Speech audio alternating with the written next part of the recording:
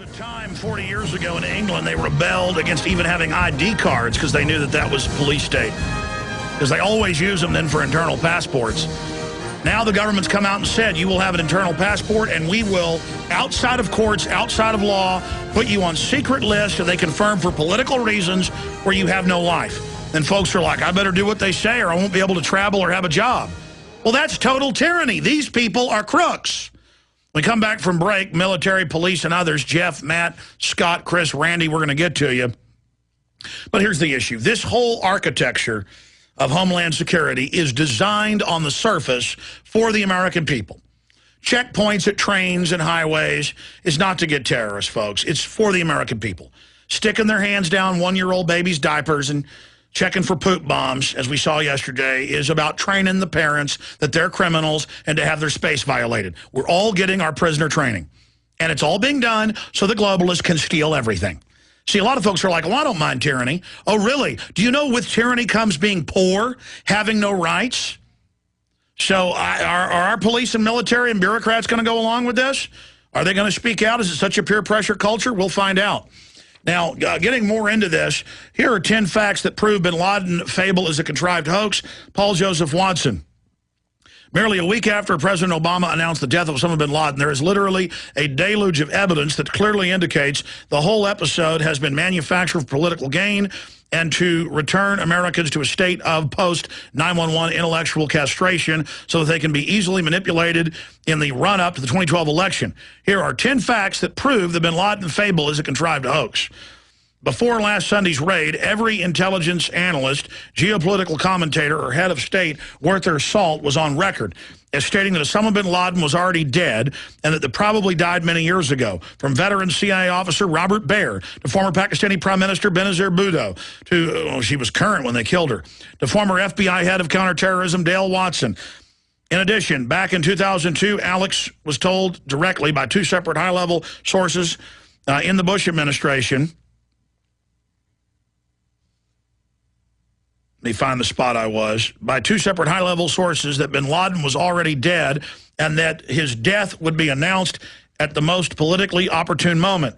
Top U.S. government insider, Dr. Steve R. Pieczenik, a man who held numerous different influential positions under 5 different presidents serving as Deputy Assistant Secretary under the Nixon, Ford, and Carter, told the Alex Jones Show last week that bin Laden died of Marfan syndrome shortly after he was visited by CIA physicians at the American Hospital in Dubai in July of '01. And his family was told, you'll get billions more in contracts to build exclusively to build U.S. bases in the Middle East, which they got. You've been good helpers. Let us do this and say you're the guy that did it. You'll be seen as a hero in the Middle East, hated in America. And he said, absolutely, I salute you, and died. And they said, well done. And the rest is history. Did they bring his frozen body in and shoot some holes in it and have the SEALs take it out? Who knows? Number 2, the official narrative of how the raid unfolded completely collapsed within days of its announcement. First, there had to be a 40-minute shootout. Then there was no shootout. Just one man was armed. Just bin Laden was armed. Then he was not. First, bin Laden used his wife as a human shield and then did not. First, the compound was described as a $1 million mansion. Then it turned out to be a rubbish-strewn, dilapidated compound that was worth less than a quarter of that. Almost every single aspect of the official narrative has changed since Obama first described the raid last Sunday as the White House struggles to keep its story straight. 3, the alleged body of bin Laden was hastily dumped in the sea to prevent any proper procedure for identification. The White House claimed that this was in accordance with his normal Islamic burial rituals. However, numerous Muslim scholars over the globe disputed the claim, pointing out that Muslims can only be buried at sea if they die at sea. While the White House claimed that bin Laden's death was May 1st, was proven DNA and facial recognition, just like WMD documents. Such proof was never released for public scrutiny after the Obama administration refused to release photos of bin Laden's dead body, suggesting a cover-up. They just say, I get these emails going, well, they have DNA and body scan. And well, they could tell me they have that for Santa Claus. I mean, this is a group of known criminal, drug, narcotics, trafficking, DynCorp, Halliburton, U.S. government, UN child kidnapping ring people. Don't believe me? Just search UN child kidnapping. I mean, it's a murdering group of total scumbags. The average beat cop's out there writing tickets has no idea what's going on. The average military person doesn't. You better grow up and look into who you're working for. We don't have much more time. I'm sorry, I'm ranting. Despite the fact, number 4, the White House released Situation Room photos, which purported to show Barack Obama, Hillary Clinton, Joe Biden, and the rest of the Obama security staff of criminals, watching the raid which killed bin Laden live. It was later admitted to CIA Director Leon Panetta that Obama did not have the raid because the live feed was cut before the SEALs entered the compound. Yeah, because they didn't want the Easter Bunny being on video. Then it goes on to that whole defining moment they put out and said was him watching. It was fake. Of course, it was a staged photo. Any idiot could look at it and tell it was staged. You can look at a photo and you can tell if something's acting or real. I mean, you can see it. They're a bunch of actors, a bunch of scum, a bunch of narcotics trafficking filth. I mean, it's time for people to grow up and think about all the lies we've been told. Governments all over the world, including ours, caught killing our troops in test, killing foster children, shooting people up all over the world with all these different diseases, polio, syphilis. And it's like, but let's trust them. They're nice. CIA aircraft crashing full of pure cocaine. Local cops bust them in Florida. They flash CIA badges. The cops go ahead and arrest them. That was in Esquire a decade ago. They're released. Government shipping narcotics across the Texas border. I mean, I'm just tired of it. I'm tired. Now I got to have checkpoints where they want to take my blood and stick their hands down my pants and ask me about narcotics. I mean, give me a break. Drug ads pushing the molecular, almost identical drugs as a prescription. And everybody, come on in. Just come on in. It's all right. Just come on in. I mean, you know, we've got all this stuff going on. Thank you. We've got all this stuff happening. We've got all this stuff unfolding. And it just goes on and on and on. And this servile, domesticated, cowardly population being scared by this sock puppet that has a beard and a turban on it. Give me your rights. Give me your bank account. Give me all your data. I'm going to spy on you without warrants to keep you safe from the... I mean, it's elementary. Now, internal checkpoints. I want to go to all these calls. Number 5... even mainstream journalists began to cast suspicion on the official narrative behind the raid when the media reported that al-Qaeda itself had confirmed every detail of Obama's address to the nation. However, the conduit of such a claim was in fact the organization called SITE, which is a notorious Pentagon propaganda front run by the daughter of a former Israeli spy that has been caught on numerous occasions releasing fake, cartoonish al-Qaeda videos. And we have links to that, and how the U.S. government funds it. And how they released videos from years ago and said they were new. That's how dumb they think you are. They hate you. And they go, wow, we get caught dealing drugs and don't get in trouble. Well, just, wow, we're running giant child kidnapping rings. Why not do more? These people let us do anything. And the most sickening, murdering criminals get into government now and corporations and recruit more criminals. And they're just like, my gosh, we stole $27 trillion. We can do whatever we want. Let's steal the military's death benefits. Let's take the pension funds. Let's do everything. We'll say it's to stop al-Qaeda. Let's take over the web and everybody's cell phone with government propaganda. Let's put telescreens up saying, don't trust your neighbors. Yes, it's wonderful. Let's put fluoride in their water. I'm sorry, I'm ranting now. Almost every single neighbor that lived in the area, and it goes on, said that no one lived there. The CIA was next door. The bin Laden didn't live there. Now it turns out the CIA was next door. Number 7, the videos released by the White House past week were purported to show Osama bin Laden making al-Qaeda tapes in October of 2010. Almost identical. They just changed a little bit of the color in the background to footage first released by Pentagon front group called SITE nearly 4 years ago. Remember the May 2010 Washington Post story about the CIA admitted making fake bin Laden videos? On and on and on. They admit they make fake ones, but we got to believe them. We make fake videos, but believe these. Those others were fake, but these are real. Well, hey, it's just, you put a different color background. It's the same guy. The lips move at the same time. Give us the audio because it's the same video. Oh, we're not releasing the audio. Shut up. We're too lazy to even make new fake ones. And it's clearly a computer-generated character like Mario Kart level graphics. I mean, it's a fake robot. And they released other videos that were old, re-edited ones from 99, 2000. That was all admitted.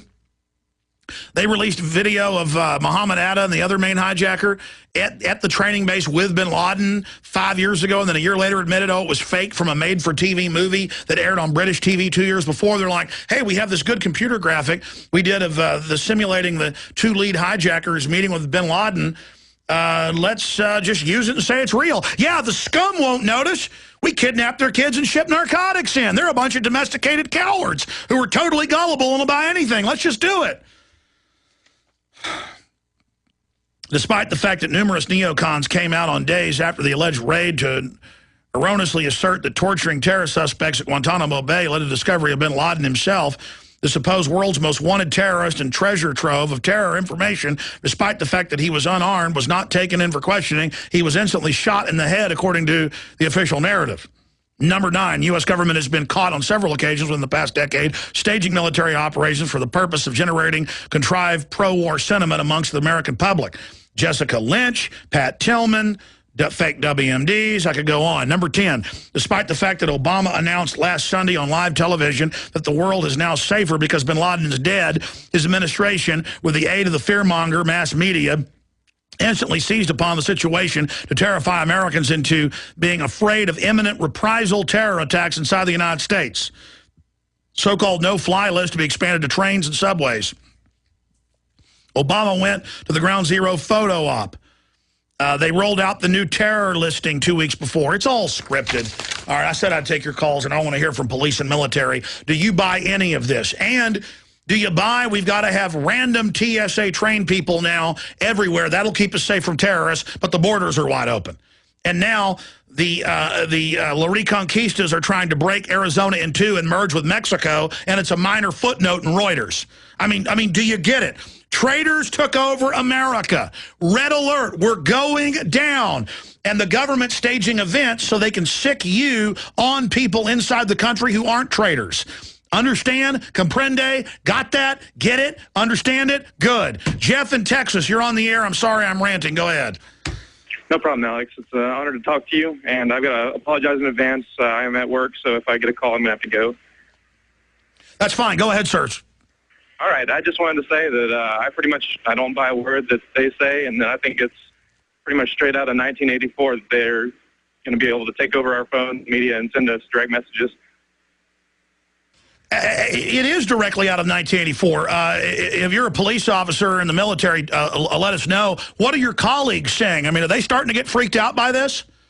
I'm trying to spread the word as much as I can, and there seems like there's some of them that are loosely aware of it, and it's like a. Well, Jeff, do you realize, because your phone's cutting out, do you realize that they're going to slowly try to federalize you and use you against the general public, not criminals? Yes, sir, and at that point, I will no longer serve. Right now, I'm just in to try and wake up as many people as I can and protect as many people's rights as I possibly can. Are you in the military or a police officer?